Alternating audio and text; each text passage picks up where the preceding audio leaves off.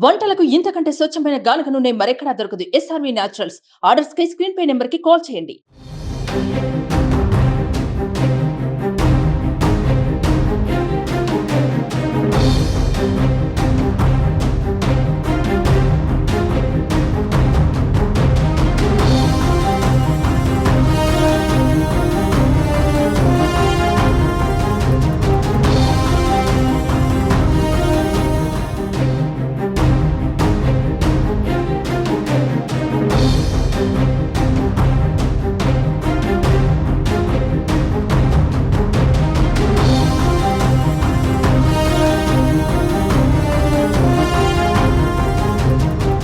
ప్రతి ఏడాది తెలుగుదేశం పార్టీ ఎంతో ప్రతిష్టాత్మకంగా నిర్వహించే మహానాడు కార్యక్రమానికి ఈసారి బ్రేక్ పడింది.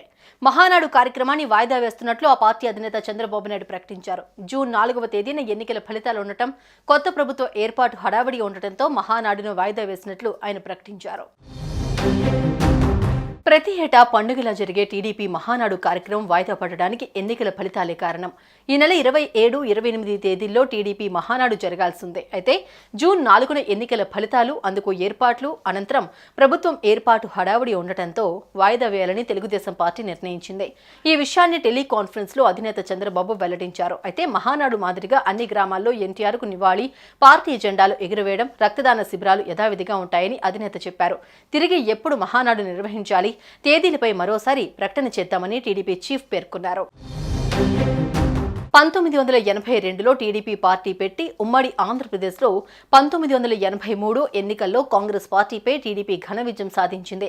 ఆ ఉత్సాహాన్ని కొనసాగిస్తూ 1983 మే 26, 27, 28 తేదీల్లో గుంటూరులో తొలి మహానాడు నిర్వహించారు. తెలుగుదేశం పార్టీ జరుపుకున్న తొలి మహానాడు అది. ఇక గతేడాది మహానాడును రాజమండ్రిలో ఘనంగా నిర్వహించింది టీడీపీ.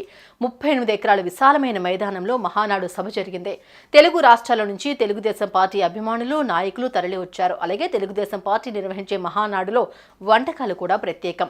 ఏటా మహానాడు సందర్భంగా ఆ కార్యక్రమానికి హాజరయ్యే వారి కోసం చేసే వంటకాలు వార్తలో నిలుస్తాయి. ఇక్కడే కాకుండా విదేశాల్లో జరిగే మహానాడు వేదికల్లో కూడా తెలుగు వంటల రుచులే ఏర్పాటు చేస్తుంటారు. సుమన్ టీవీలో మీ పర్సనల్ అండ్ బిజినెస్ ప్రమోషన్స్ కోసం కింది నెంబర్కి కాంటాక్ట్ చేయండి.